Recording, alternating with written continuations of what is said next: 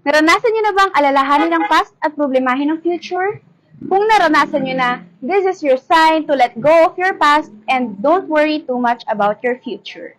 Karamihan kasi sa atin kaya hirap mag-let go ng past dahil kaakibat nito ang mga pagsubok na napagdaanan natin, na siya namang naging instrumento para tayo ay mas maging matatag. Ang iba naman ay masyadong iniisip kung ano yung mangyayari sa future nila. Kaya nakakalimutan nilang mag-focus kung ano yung mga dapat nilang gawin sa kanilang present era.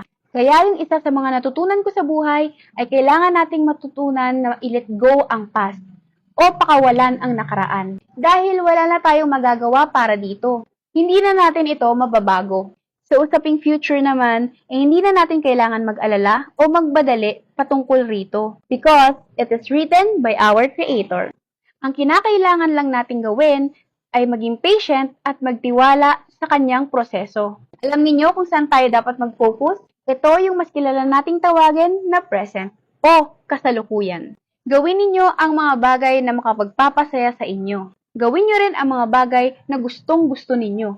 Passion ninyo, hobbies ninyo, at ang mga bagay kung saan ramdam ninyong magaling kayo. Dahil mas makakatulong ito para maging proud kayo sa sarili ninyo. Ito rin na magiging simula para paniwalaan ninyo ang sarili ninyo na kaya nyo.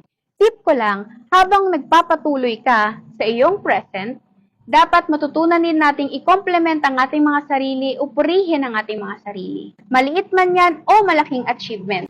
Because at the end of the day, it is still your achievement.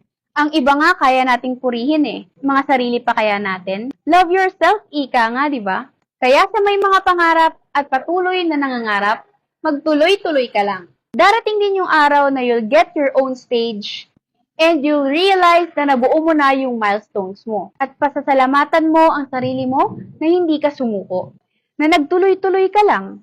At hindi mo hinayaang ibang tao ang sumulat ng kapalaran mo. Maniwala ka at darating din ang araw na yon. Ngayon pa lang, kino-congratulate na kita. Good job!